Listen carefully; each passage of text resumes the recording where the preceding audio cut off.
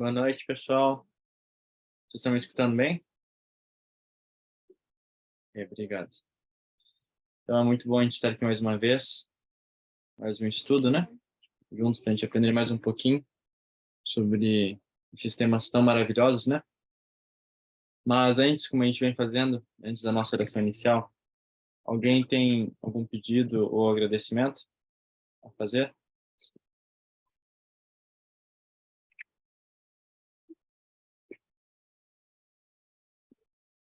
Eu vou começar aqui, então. Eu quero agradecer, primeiramente, pela chuva aqui, que ocorreu hoje na região. Estava precisando bastante. E agradecer, né, pelo cuidado de Deus.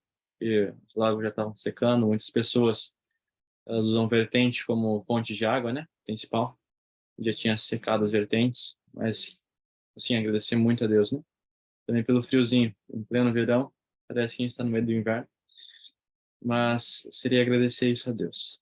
Mais algum agradecimento pedido, pessoal?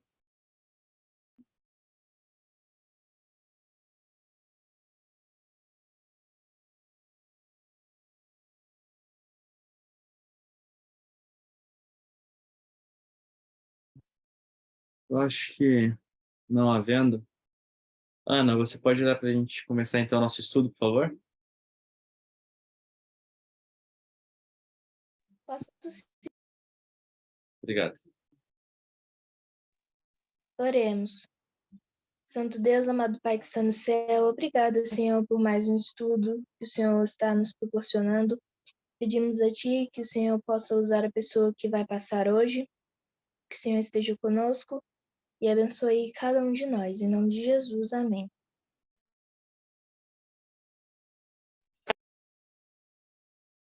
Amém. Obrigado, Ana.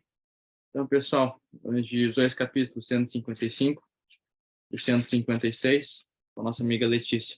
Muito obrigado, Letícia, é contigo.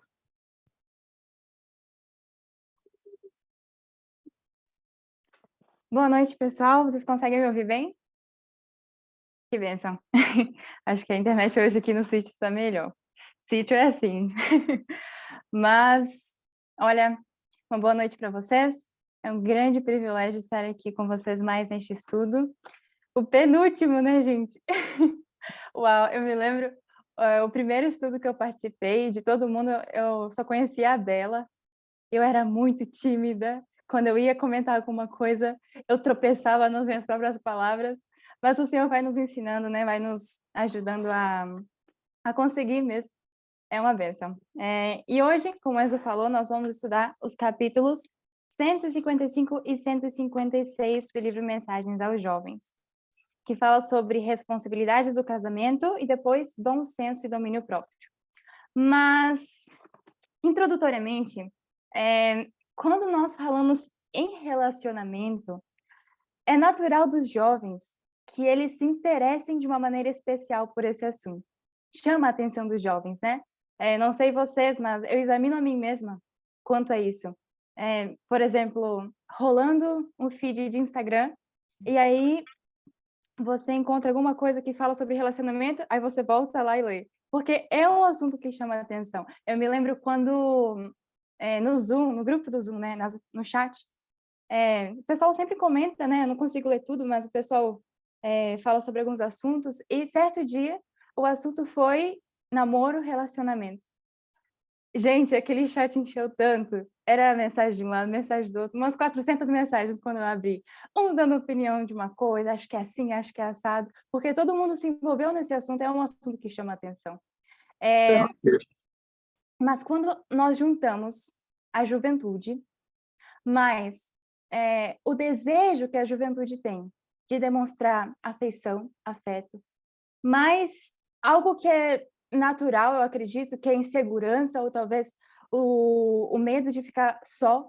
Se a gente junta isso tudo nessa fase que nós estamos da juventude, é perigoso que nós façamos escolhas erradas, é um perigo. E por isso, Deus ele nos dá instruções, né, quanto a isso. Eu queria ler só alguns textos para a gente introduzir o nosso capítulo. Tem um que está em Review and Herald, 2 de fevereiro de 1886, que diz: é na hora de seu enlace matrimonial que muitos homens e mulheres datam seu êxito ou fracasso nesta vida e suas esperanças da existência futura. Olha só esse outro texto. Quisera poder fazer com que a juventude visse e sentisse seu perigo, olha só, especialmente o de fazerem casamentos infelizes. E é por isso que o Senhor, na sua bondade, ele nos dá um manual. Nós temos o que seguir e é isso que nós fazemos, né? Então, principalmente a nós jovens, olha como é importante que antes de pensarmos nesse assunto, nós leiamos, temos cartas aos jovens namorados, o Lar Adventista, no Ciência do Bom Viver também tem conselhos a respeito disso. Então, a gente tem muita instrução, a gente tem um manual e a gente tem o que seguir.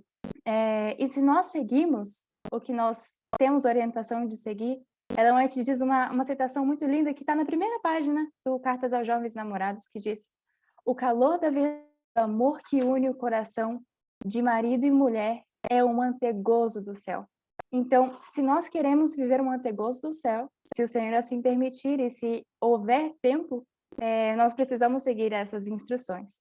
E, dada essa introdução, cumprimento a todos que estão chegando também, sejam bem-vindos. Vamos ao capítulo 155, que diz responsabilidades do casamento. Eu não vou ler todo, mas eu queria citar, em suma, né, o que o capítulo diz. Ele aborda a respeito de ideias equivocadas, de pessoas que pensam que o casamento é somente a afeição, o amor ou a reciprocidade desse amor de um para com o outro. Mas, quando nós tratamos de relacionamento, vai muito além disso. E aí o foco do capítulo, o capítulo dá o foco nas responsabilidades, em cumprir com as responsabilidades, principalmente financeiras, para suprir as necessidades de uma família, principalmente por parte do esposo, do marido, do pai. E algo interessante relacionado a isso, que eu me lembrei, que eu li no Lar Adventista, está no Patriarcas e Profetas, páginas 188 e 189, que diz como era nos tempos antigos, nos tempos bíblicos, como isso funcionava. Olha só, em relação ao financeiro, né, do esposo, do pai, do marido. Ela conta que nos dias primitivos era exigido do noivo que ele pagasse certa quantidade de dinheiro ao pai da noiva, ao pai da pretendente, ou desse bens equivalentes àquele dinheiro para garantir ao pai da moça que ele teria condições de suprir as necessidades da família que ele estava querendo formar, né? E aqueles também que não tinham condições, era permitido a eles trabalhar ao pai da noiva. Esse é o caso de Jacó, né? Trabalhou para Labão, por Raquel, né?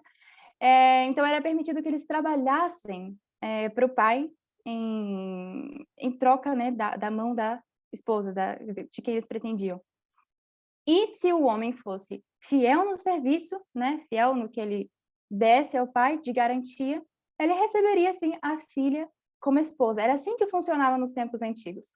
E Ellen White também comenta que o trabalhar pela esposa era uma coisa legal, digamos assim, porque esse fato dele trabalhar pela esposa evitava um casamento precipitado, né? Que a gente já leu anteriormente sobre isso, sobre casamento precipitado. Evitava esse casamento precipitado que poderia causar infelicidade. Ele provava a profundidade de seu afeto. Por exemplo, o pai, ele veria se realmente aquela pessoa, aquele noivo, né, que estava querendo casar com a filha, se ele realmente tivesse afeto por ela, tivesse amor e determinação e persistência, ele trabalharia o tanto que precisasse, como Jacó fez, para conseguir se casar com ela. Outro aspecto também sobre esse sistema, né, é que o pai também olhava através disso a capacidade deste, né, de ser um provedor para a família. Então, era assim que funcionava nos tempos antigos. E apesar de ter os seus abusos, né, como da parte de Labão, era algo que funcionava realmente. Mas agora, tratando-se de nós, ao pensarmos em namoro e casamento, é fundamental a nós, jovens, colocar na mesa esse assunto financeiro, né? as moças, por exemplo, ao olhar um rapaz, tem que fazer essa pergunta. Tem ele, será, condições financeiras, não só isso, né, mas saúde, enfim, condições em todos os aspectos para sustentar uma casa? Porque a desestrutura familiar é um problema muito sério, que gera muita infelicidade. A gente vê isso refletido até mesmo na sociedade. Por exemplo, não estou dizendo do meio adventista, tá? Mas é muito comum isso, e a gente não pode se fechar a nossa esfera, de pensar que só porque nós vivemos dessa forma, todo mundo vive assim. Mas a sociedade funciona de uma maneira muito doentia, porque, imagina, uma menina que vive na periferia de São Paulo, tem seus 19 anos, já arrumou seu primeiro filho, o pai não quis assumir, e aí arrumou outro filho de outro marido, e ao final ela estava com 5 filhos, e o marido que ela agora está não tem condição de sustentar esses 5 filhos, e ela tem que trabalhar, não pode ficar em casa cuidando dessas crianças. Qual que é o resultado? Ou fica com a avó, que talvez não possa também, ou manda para a creche. E a mãe tem que trabalhar de empregada doméstica no bairro nobre de São Paulo. Então, assim, essa desestrutura da família gera uma sociedade doentia. Essas crianças, né, supositórias, quem elas serão na sociedade? Então, como é importante a estrutura familiar nesse aspecto financeiro?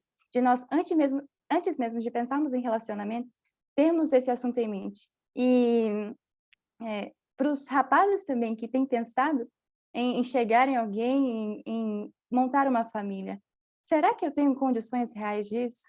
Ou será que é só um impulso, uma emoção? Isso é muito perigoso, né? Bom, eu quero abrir para comentários. Alguém tem algum comentário em relação a isso? O que vocês acham sobre isso? Vocês concordam? Vocês estão me ouvindo, pessoal? Estamos. Ok. Então, vou fazer um comentário breve. Eu estava aqui pensando, nossa, como Deus é perfeito, né? Às vezes a gente, às vezes nós nos deparamos com impulsos, com, enfim, diversas coisas, mas Deus, ele nos mostra orientações, e às vezes a gente pode até pensar, nossa, mas que orientações aleatórias, será que tem algum porquê para isso? E aqui nesse capítulo a gente vê bem claramente o porquê que Deus mostra pra gente que tem tempo para tudo, que nós devemos respeitar esse tempo também, para que seja de acordo com a vontade dele, porque existem vários fatores aqui que Ellen White mostra aqui que validam, digamos assim, as recomendações que nós temos sobre esse assunto e diversos outros também. Então, às vezes a gente questiona Deus por colocar certas delimitações, certas precauções para cada um de nós, mas aqui está alguns dos motivos pelos quais, na verdade, não é para que seja meu prejuízo, na verdade é para que seja o meu benefício, acima de tudo. Então, a gente, às vezes, nossa mente finita, né? A gente não percebe o quanto Deus quer o nosso bem. E quem tem a oportunidade de ter pais que procuram também esses mesmos princípios, às vezes a gente não entende ao certo algumas coisas que eles nos dizem, algumas coisas que eles procuram nos orientar, mas, assim, estudando, lendo e pedindo orientação divina, a gente percebe que tudo isso, na verdade, é para o nosso bem. E nós, às vezes, somos egoístas de não querermos aceitar, acatar essas informações e precauções para cada um de nós, né? Então, que a gente possa ter muita sabedoria e humildade, né, para aceitar certas coisas e entender que Deus, ele, na verdade, quer sempre o nosso melhor. É verdade, Isadora, muito verdade o que você disse. Deus, ele é tão maravilhoso que ele parece que pegou uma lupa, um microscópio e falou: é isso aqui que eu quero para você. E às vezes a gente não entende, né?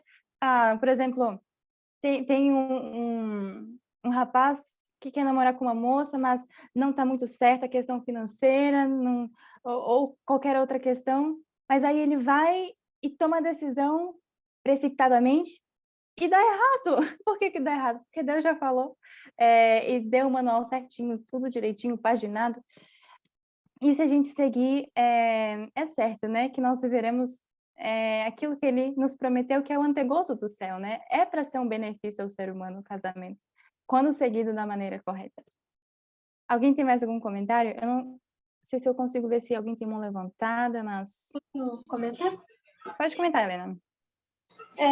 O que você deu exemplo, falando de um caso hipotético, né, de uma jovem em São Paulo, né, com filhos e com a desestrutura familiar, isso vai colaborando com as últimas 3 linhas aqui do capítulo, que fala que a sociedade tinha sobre eles direito, que o peso da influência de sua família influiria na escala ascendente ou descendente, ou seja, na formação dessa família vai influenciar muito, assim, 100% na formação da sociedade, que aí podemos falar até de pessoas que vão futuramente, essas crianças, que profissionais eles vão ser?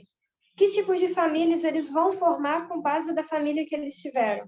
Uhum. Né? Talvez, assim, vamos pensar, caso elas conseguissem ir bem na vida e entrar num trabalho público, ou até mesmo na política, né? Exercer alguma função dentro da política. Como que essas pessoas vão gerenciar cidades, estados e até mesmo o país? Então, isso vai influenciar na maquinaria da sociedade, né? De como tudo vai funcionar. É esse meu comentário. Exato, Helena. É uma regra, né, que não tem como não seguir. O que fazem dos pequenos, né, e vai ser o futuro da sociedade. E a gente, como jovens, às vezes a gente esquece disso.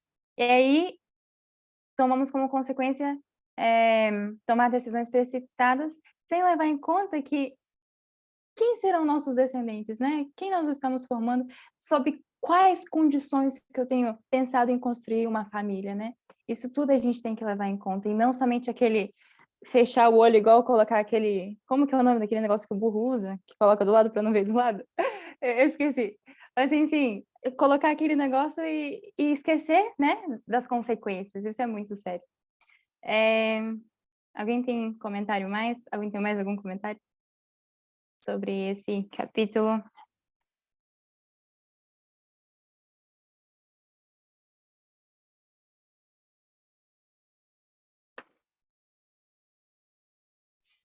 Mais um comentário, caso não tenha nenhum, falando sobre filhos e a questão da sociedade, a responsabilidade das pessoas que vão formar uma família, né, é se a descendência dele vai ter força física, mental e moral também, né? Juntando com aquilo que eu falei, né? Se esse ser que vai vir, ele vai ter condições de assim, tomar melhores decisões, né? De ter uma força mental, moral e física para desenvolver tudo aquilo que se desenvolve, né, dentro da sociedade. Porque muitas vezes as crianças, né, as pessoas estão...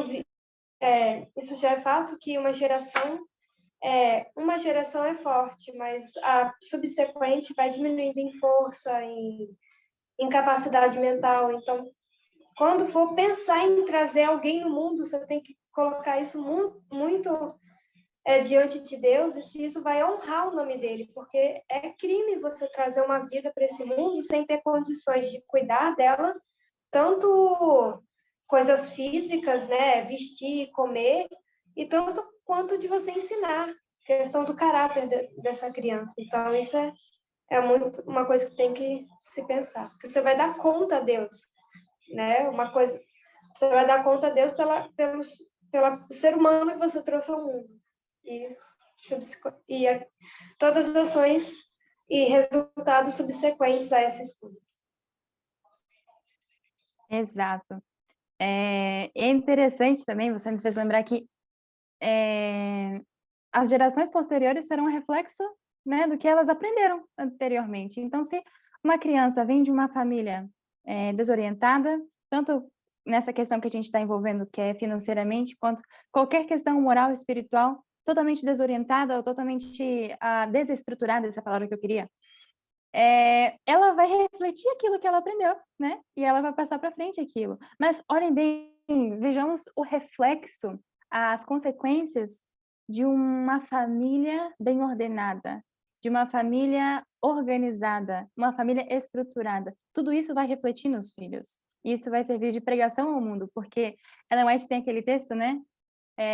Que nenhuma coisa, eu não me lembro, vou parafrasear, nada é mais eficaz na pregação do evangelho quanto uma família bem ordenada, né? E tudo isso a gente vê como consequências de boas escolhas. Tudo são consequências, né? Ou para o bem, ou para a vida, ou cheiro de vida para a vida, ou cheiro de morte para a morte. Alguém quer falar mais alguma coisa desse capítulo?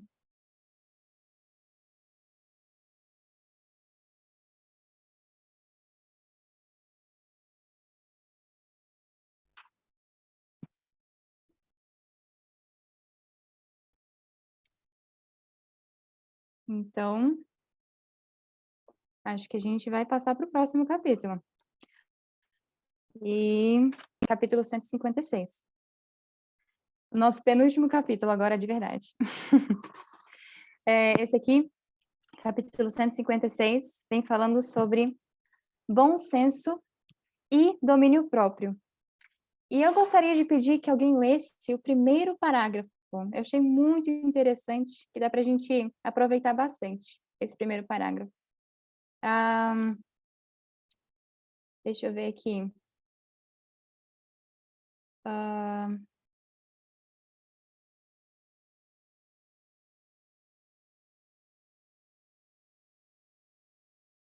Christian, você está com o livro? Estou. Então, lê pra gente, por favor.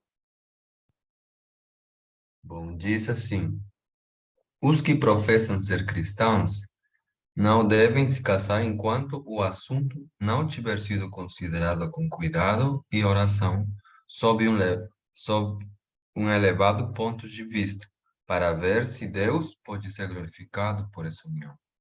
Então, devem considerar devidamente o resultado de todo o privilégio do casamento e o princípio santificado deve ser a base de cada ação. Obrigada, Christian.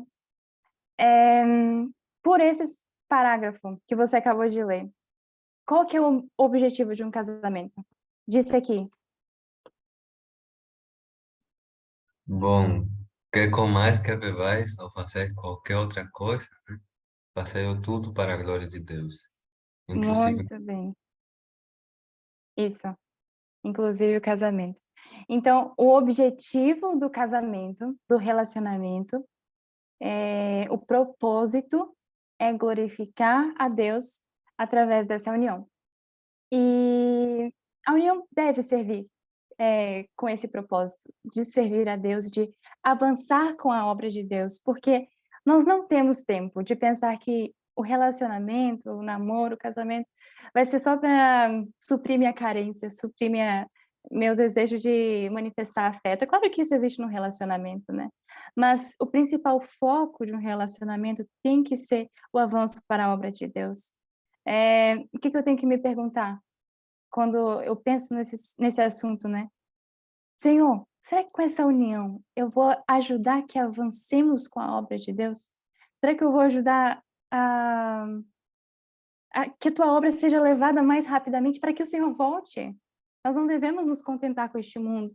O que a gente deve é correr, né, pela nossa verdadeira pátria, a alcançar o nosso verdadeiro lar. E com a união é possível, sim, que duas pessoas que sozinhas poderiam fazer obras talvez limitadas se unam e façam uma obra aí mais avante. É o caso de Ellen White e Tiago White. Eles se casaram bem jovens, mas com um propósito especial de usar desse casamento para avançar com a obra de Deus. Isso que é o mais essencial e o fundamental.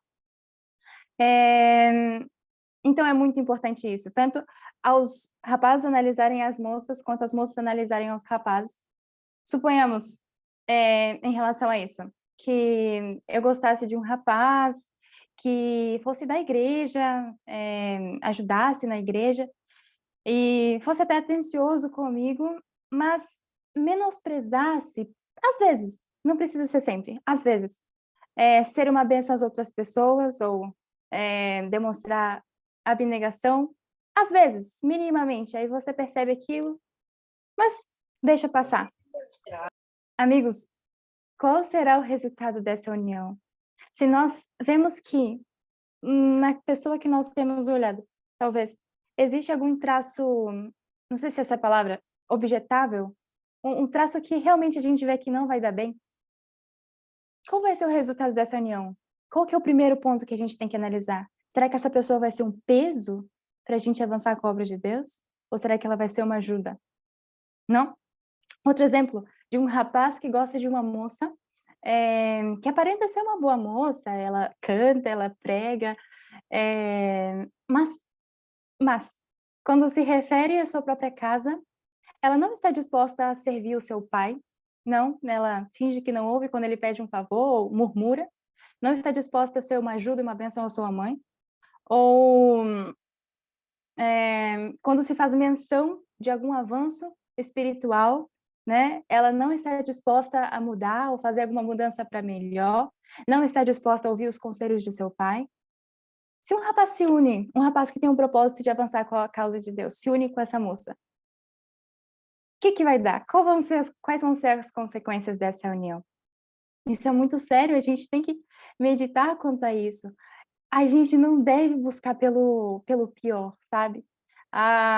Não esperemos ou procuremos por alguém que não cumpra os requisitos para um casamento feliz. Aí a pessoa pensa, mas se eu fizer desse jeito, se eu for esperar assim, ou se eu for procurar por alguém assim, eu nunca vou casar. Que não case. Porque o que está em jogo, o Christian comentou, é a glória de Deus. Quer comais, quer bebais, façais tudo para a glória de Deus. E isso é algo muito sério, fazer as coisas para a glória de Deus. Mas Deus, o Senhor em sua bondade, Ele recompensa aqueles que, com o coração sincero, pedem por isso e esperam para que não tomem decisões que não serão para a glória de Deus. Porque às vezes a gente pode pensar que não, vai melhorar depois do casamento, vai melhorar, ou se existe algum traço de caráter que nós vemos que não vai dar muito bem, não vai dar muito certo, a gente pensa que pode melhorar depois, mas não vai. Mas a gente tem que procurar pelo melhor. Mas para a gente procurar pelo melhor, a gente também tem que ser o melhor. Por isso que nós, jovens, devemos nos aperfeiçoar o nosso caráter e buscar o nosso Salvador muito antes de nós pensarmos em nos unir com alguém. Não devemos pensar de forma alguma que nos unindo com alguém, a gente vai nos tornar melhor, ou a gente vai tornar tal pessoa melhor. Não, tem que ser antes. Antes do relacionamento, a gente tem que estar firme e forte, preparando o nosso caráter. Fazendo do Senhor o nosso melhor amigo, né? Então, o que a gente tem que ter em vista, eu acredito muito que é o avanço da obra de Deus. É claro que nós não vamos olhar somente isso, né? A gente tem que, quando for chegar a hora de um relacionamento, a gente pode gostar da pessoa, ter prazer da companhia dela, gostar dela, mas o principal é se unir com este propósito, né? Mas é muito perigoso também porque o relacionamento tem vários aspectos, sabe? Às vezes a gente pode pensar assim, eu vou me unir com tal pessoa porque ela é adventista, é da verdade presente, conhece as 3 mensagens angélicas, e a gente pensa assim, não, se somente ler esse livro aqui, tudo bem, conhece os princípios. Mas o relacionamento vai além disso também, porque existe afinidade. Eu conheço, infelizmente, a taxa de divórcios na nossa igreja, por mais que sejam pessoas da mesma igreja, não seja julgo desigual, é muito alta ainda a taxa de divórcio.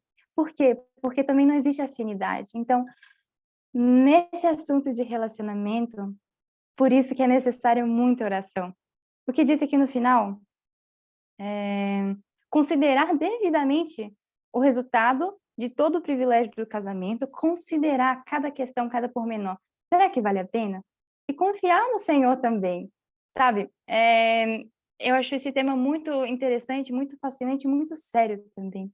É um tema muito essencial, sabe? Principalmente para os jovens da igreja, que disso vai depender a nossa felicidade e também a nossa vida eterna. Isso é algo muito sério. Alguém tem algum comentário sobre isso que a gente está comentando? Não fiquem tímidos, por favor. Já basta eu.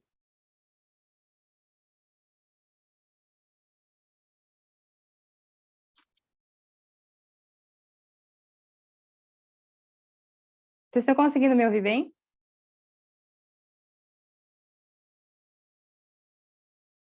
Ok, estão me ouvindo bem. Então, enquanto vocês pensam no comentário, deixa eu ver o que eu digo.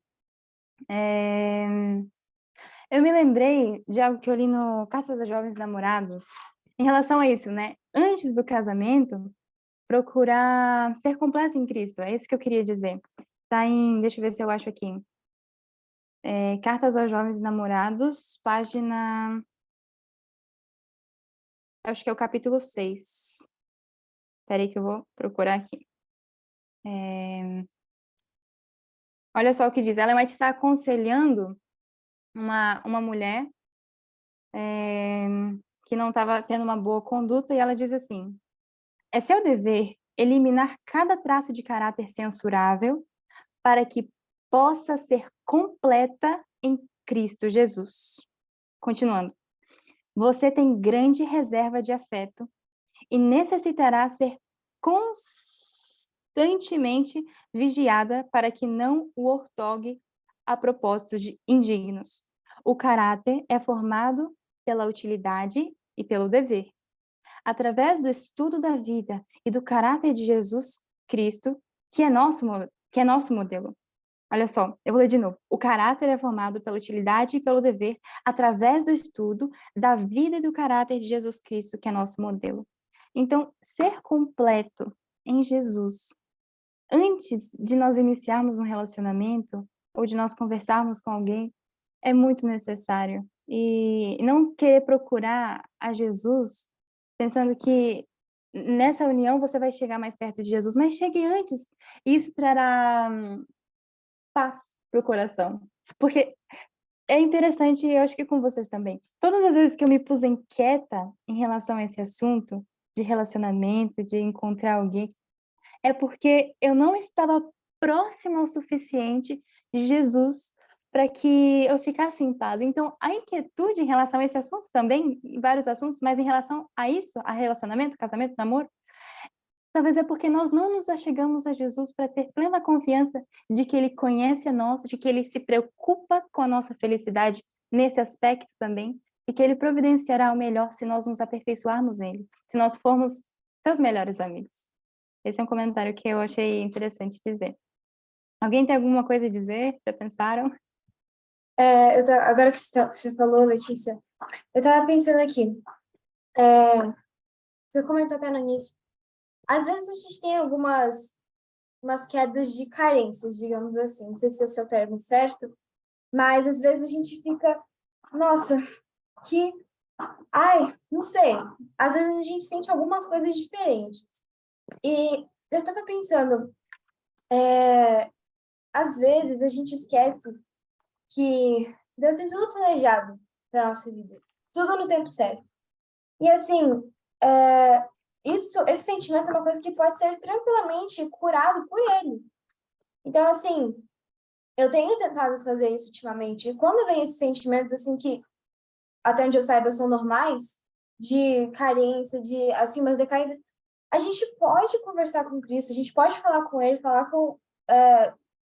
dizer realmente o que está acontecendo, e Ele, com certeza, vai conseguir suprir essas nossas faltas, digamos assim, porque a gente sabe, não, pera, eu tô sentindo isso aqui.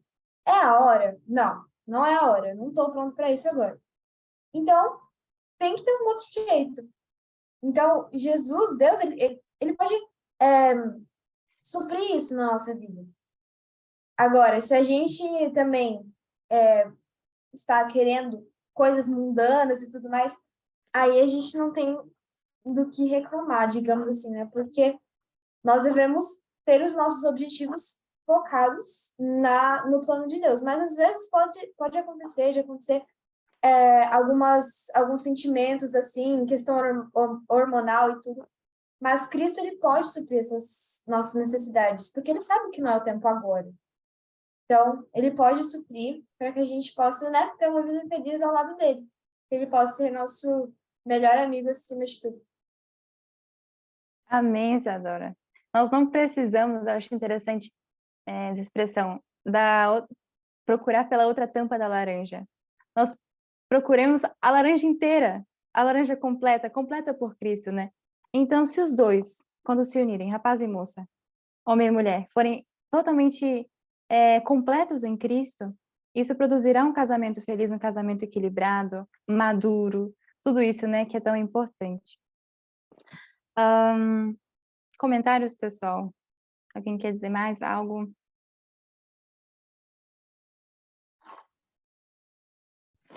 Letícia, você já abordou essa parte do assunto, mas eu queria dar de novo foco, né? Sobre a gente estar preparado, né? Porque muitas vezes nós sempre pensamos, né, assim, pro nosso bem, né? No sentido de ter uma pessoa especial ou orar pela pessoa que a gente vai se casar, né? Mas a gente muitas vezes esquece que para a gente primeiro pensar ou orar, né? Por uma pessoa especial, nós devemos ser essa pessoa, né? Nós devemos estar ligados a Cristo. E outro ponto também que eu acho muito interessante, um pastor amigo nosso fala bastante, que, assim, como é que a gente vai achar essa pessoa, né? Se a gente for ver, tem 8 bilhões de pessoas no mundo, né? Como é que a gente vai achar essa pessoa? E interessante que ele fala que para a gente achar essa pessoa que está preparada para a gente, porque o salmista fala, né, que desde o ventre da mãe, Cristo já nos conhecia, né? Então ele sabe de tudo, sabe com quem nós vamos nos casar um dia, né? Com qual o propósito da nossa vida. E para nós acharmos a pessoa, nosso futuro cônjuge, primeiro a gente deve estar ligado em Cristo, né? E quando a gente estiver ligado em Cristo, aí sim, nós vamos, quando, né, Ele quiser, nós vamos nos encontrar em Cristo nessa pessoa. Seria esse meu comentário. Obrigada, Enzo, pelo comentário. Verdadeiro o que disse. Então, o que eu diria para moças e rapazes que esperam por esse dia, né, de encontrar alguém, mas acredito que não seja o tempo. Sejamos os melhores enquanto isso. Demos o nosso melhor em nosso lar. Moças, principalmente, ajudem suas mães de maneira maravilhosa, que elas se impressionem de vocês. Façam os serviços, aprendam os serviços domésticos antes mesmo de pensar nisso. Aprendam a descascar uma verdura de maneira rápida, aprendam a fazer o serviço da casa. Desenvolvam suas habilidades. Rapazes também, ajudem seus pais. Aprendam a mexer com o carro, aprendam a fazer essas coisas que os homens têm que fazer. Enfim, nos preparemos e sejamos completos antes de tudo e procuremos nos aperfeiçoar nos nossos serviços, né? Porque eu sei que se nós formos fiéis a Deus nessa fase, qualquer fase da nossa vida, o Senhor nos recompensará com surpresas, né? Que Ele pode nos dar. Confiando plenamente nele e no tempo dele. Porque pessoal, toda vez que a gente deixa de confiar no poder de Deus e nos inquietamos e queremos fazer alguma coisa por nós mesmos, a gente se atrapalha, a gente erra, a gente dá errado, né? Mas quando nós confiamos em Deus, Ele nos pode recompensar, Ele nos pode fazer felizes do mais alto grau que nós nem poderíamos imaginar. Tem aquele verso, a coisa que o olho não viu, o ouvido não ouviu, essas são as coisas que Deus tem preparado para aqueles que o amam, né? E isso não está falando só do céu, isso está falando aqui na terra. Esse verso é direcionado à nossa vida aqui na terra. Então, plena confiança no Senhor é necessário. E cada vez que a gente recair, a gente orar a Deus e pedir, Senhor, dá-me confiança em Ti, é um remédio, né? Confiança em Deus. E eu sei que Ele há de nos ajudar, a nos acalmar e a nos fazer esperar nele com toda a confiança, que é disso que nós precisamos. Alguém tem mais algum comentário?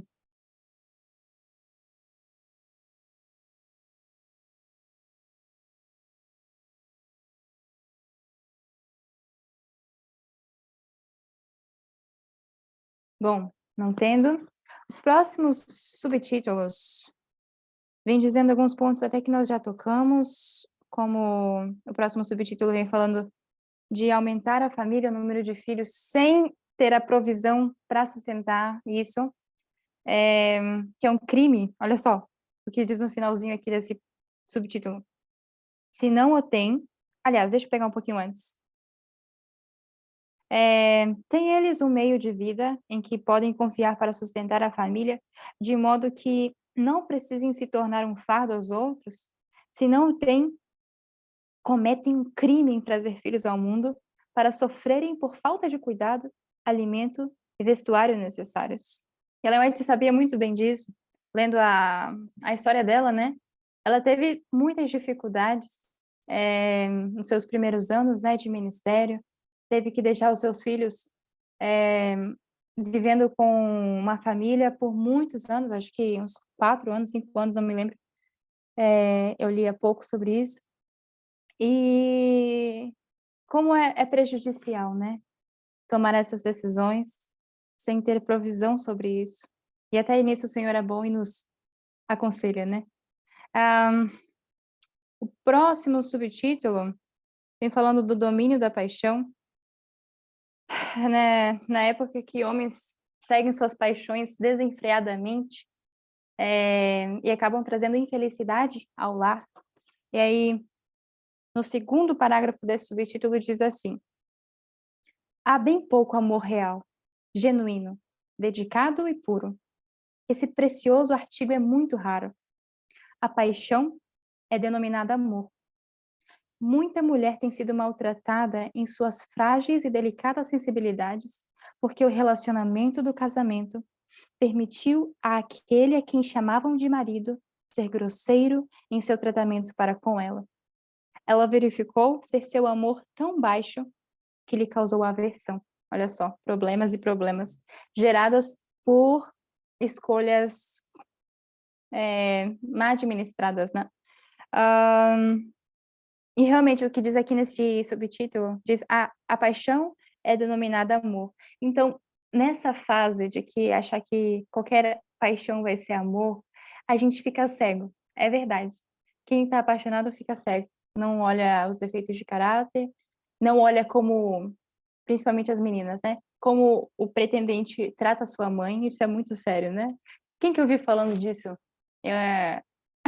Era algo basicamente assim, a menina chega no pastor e pergunta: pastor, o meu namorado, ele bate na mãe dele. Você acha que eu devo casar com ele? Aí o pastor responde: mas é claro, minha filha, a mãe dele já está muito velha para ele ficar batendo nela. Agora ele vai bater em você. E é assim, são as consequências. Então, que nós tenhamos sensatez quanto a isso, de não nos fechar nossa visão, mas pedir sempre o conselho de Deus e clamar pelo conselho dele. E eu acredito, fazendo assim, ele não nos deixará sofrer por más escolhas, né? Porque ele será nosso guia, aquele que conhece o nosso coração e sabe melhor para nós. Mais algum comentário, pessoal?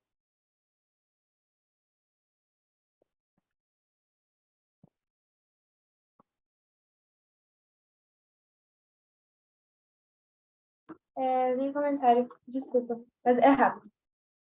Eu tava falando com um amigo meu, não posso dizer amigo, enfim, um colega de classe, essa semana passada, enfim, não lembro.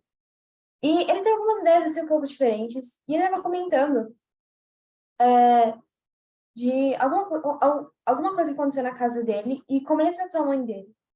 E tem um ponto que ele estava falando pra gente, tava a fim de uma garota lá. E aí eu falei pra ele: amigo, sabe, tem a questão, né, da idade e tal, a gente já conversou sobre isso e tal. Mas eu comentei com ele: você acha que você vai tratar a sua futura esposa diferente da forma que você trata a sua mãe? Ele falou: não, claro, com certeza. Tipo assim, minha mãe é diferente do que uma esposa, uma namorada. E tudo passa, né? Toda aquela euforia da paixão, tudo aquilo, tudo passa. E a partir do momento que você for conviver com a pessoa todos os dias, assim como você convive com a sua mãe, vai ser a mesma coisa. Então, assim, às vezes a gente não tem nada a ver. Para nós meninas, da mesma forma, às vezes a gente foca muito nos meninos, como eles tratam a família deles, mas nós também, a gente tem que se analisar, meninas e meninos, como é que eu trato a minha família hoje? Será que eu tenho que melhorar alguma coisa para que eu possa tratar melhor meu futuro cônjuge do futuro? Então, é uma coisa assim, a se pensar, que às vezes a gente fica analisando apenas os outros, apenas, enfim, e às vezes a gente esquece, gente, como é que eu tô analisando, como é que eu tô tratando as pessoas da minha casa? Porque no fim isso vai dar na mesma, vai ser minha família, vai ser uma coisa que eu vou conviver todos os dias. Então, vai, entre aspas, cair na normalidade. E aí, como é que eu vou tratar isso sem ter aquela paixão toda, aquela paixão cega? Então, uma coisa que a gente deve se pensar. Exato, Isadora. A gente tem que dar o nosso melhor aqui, nesse exato momento, com quem nós estamos convivendo. Se nós damos o nosso melhor agora e aqui, pela graça de Deus, nós também seremos, assim, futuramente no relacionamento. Mas se aqui e agora eu sou negligente, eu sou murmuradora, eu sou isso, eu sou aquilo, futuramente eu vou ser a mesma coisa. A gente não vai mudar de uma hora para outra, né? E nem os outros vão mudar de uma hora para outra. Por isso que cada pontinho deve ser minimamente analisado com muita cautela, com muito cuidado. Mais algum comentário, pessoal?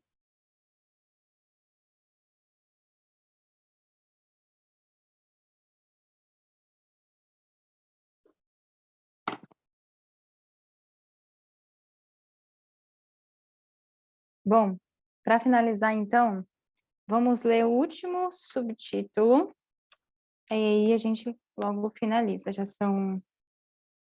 Faltam 6 minutos, então vou pedir para alguém ler também. Isadora, aproveita e lê para a gente, por favor. Ok, pode só repetir o nome do subtítulo, por favor? Esse último, necessidade de domínio próprio. Não, assim. Muitas famílias estão vivendo na mais infeliz situação, porque o marido e pai permite que sua natureza animal predomine sobre o intelecto e a moral. O resultado é a sensação frequente de abatimento e depressão, mas a causa raramente é atribuída à sua maneira inadequada de agir. Temos a solene obrigação diante de Deus quanto a manter o espírito puro e o corpo saudável, para que possamos ser um benefício à humanidade e render a Deus um serviço perfeito. Obrigada, Isadora. Referente a isso, eu li, não faz muito tempo, no Testemunhos para a Igreja, subtítulo falando sobre religião na família. E como é lindo quando marido e mulher, eles entendem realmente os sentimentos um do outro, ou seja, não existe exploração, não existe falta de cuidado em lidar com, com um com o outro mutuamente, né? Quando existe Cristo no relacionamento, ao um tratar com o outro, eles não vão tratar realmente com aquela pessoa. Eles vão tratar como se estivessem tratando ao próprio Senhor. Porque é uma alma por qual Cristo morreu, né? Nós não estamos tratando em relação a isso de simplesmente pessoas que a gente gosta ou deixa de gostar ou não sentimos afeição. Mas são almas por quem Cristo morreu. Ellen White diz, no livro Cartas aos Jovens Namorados também, mas diz em outros livros, que brincar com corações é um crime de grande magnitude. Por que que é de grande magnitude? Porque são corações porque em Cristo morreu. E quando nós levamos em conta isso, tanto no namoro quanto no casamento, que são almas por quem Cristo morreu, nós trataremos essas pessoas da melhor maneira possível, né?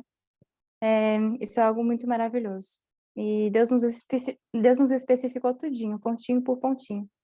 E quer que nós sigamos, como a Isadora falou no começo, é para nossa felicidade, né? Às vezes a gente tem a visão tão limitada de pensar que se eu fizer do meu jeito vai dar certo, mas não vai. O jeito que Deus designou é o jeito que vai nos trazer felicidade, somente esse. Existem casais felizes no mundo? Pode até existir que tem afinidade, enfim, mas se nós temos a Cristo como centro do relacionamento, isso vai trazer felicidade verdadeira ao lar, felicidade contínua, né? No tratar um com o outro, nas adversidades e nas provações, tendo em vista que Jesus é o centro do nosso lar. Bom, se ninguém tem mais nenhum comentário, alguém tem algum comentário? Letícia, eu cheguei um pouco atrasado, mas eu peguei vocês falando um pouquinho sobre aguardar o tempo certo, primeiro se chegar próximo a Deus. Eu acho que essa é a chave para fazer uma escolha correta. A Bíblia fala: agrada-te do Senhor e Ele satisfará os desejos do teu coração. Então, o nosso coração, que é o trono dos pensamentos e sentimentos, quando a gente vai chegando numa idade determinada da adolescência, juventude, fica muito fortemente inclinado para o sentimentalismo, como a Isadora falou, a necessidade do afeto do outro, de ser reconhecido pelos amigos e também por uma pessoa, um par, né? Mas se a gente não estiver devidamente apegado a Deus, a gente vai tomar a decisão errada, necessariamente. Então, Deus pode consertar uma decisão errada tomada antes, né? Com consagração e tudo mais. Mas Ele espera de nós que nós primeiro tomemos a decisão de segui-lo, e a partir daí as outras decisões sejam tomadas com o que ele nos guiar. Então, tem um texto também que fala: reconhece-o em todos os teus caminhos, ele endireitará as tuas veredas. Então, para que nosso caminho seja endireitado por Deus, nós precisamos primeiro trilhar esse caminho.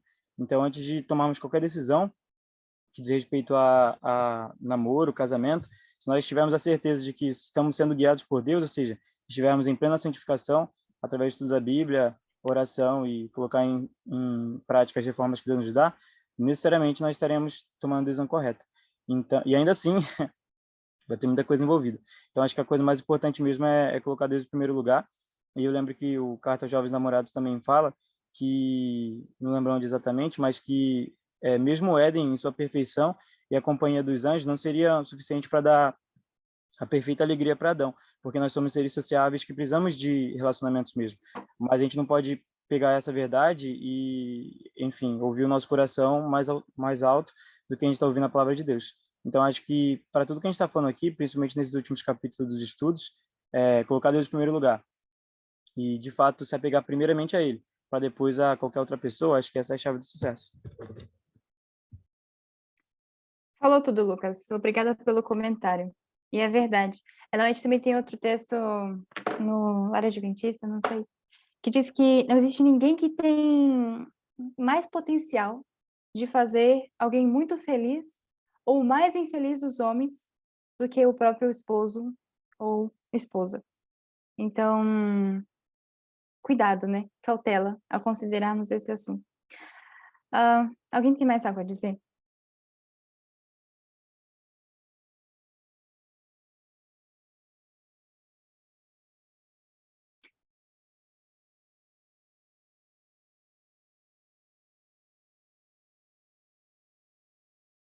Bom, ninguém tendo nada a dizer, eu finalizo e eu passo para o Enzo. Mas antes disso, eu agradeço a vocês pelo estudo. É uma bênção estar aqui cada segunda. Eu me lembro quando a Bela me chamou e eu entrei pela primeira vez, aí eu saí de tanta vergonha que eu tinha.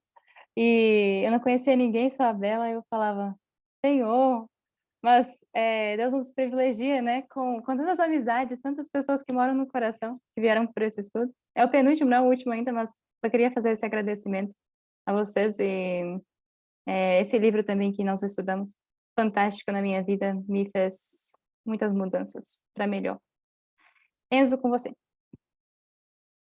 Então, você pode olhar para a gente, então, Letícia, para a gente terminar, por favor? Vamos orar. Eu vou me ajoelhar aqui.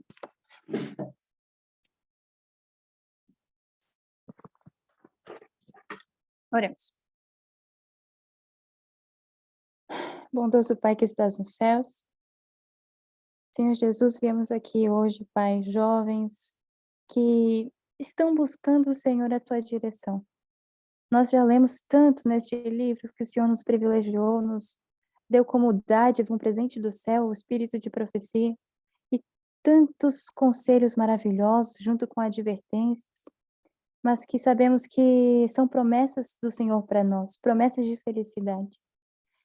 E em relação ao que nós estudamos, ó Jesus, pedimos que o Senhor nos guie. Somos jovens, que temos às vezes carências ou desejos, mas pedimos que o Senhor seja o nosso guia e seja o nosso melhor amigo de cada um que está aqui neste estudo também do grupo do Zoom que não puderam entrar, são muitos jovens, Pai. Mas que o Senhor venha ser o melhor amigo de cada um de nós. E que o Senhor nos guie quanto a essas questões, nos dê sensatez, nos livre de ficarmos cegos nessas questões, mas seja o nosso guia, o nosso mestre, e sabemos que o Senhor nos dará o melhor se fizermos o nosso melhor, no mínimo, Pai. Nos ajude a ser fiel em tudo, tanto no mínimo e também no muito. Pedimos-te isso, Pai. Fica com cada um aqui, com cada jovem. Nos dê a tua paz e nos dê um bom descanso. Em nome de Jesus. Amém.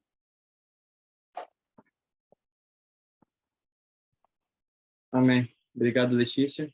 É uma bênção. Obrigado a todos. Então, antes de a gente terminar aqui, alguém poderia deixar a fotinho pra gente mandar no grupo? Eu posso tirar. Bom, pessoal, então, abram suas câmeras. Será que alguém mais vai abrir?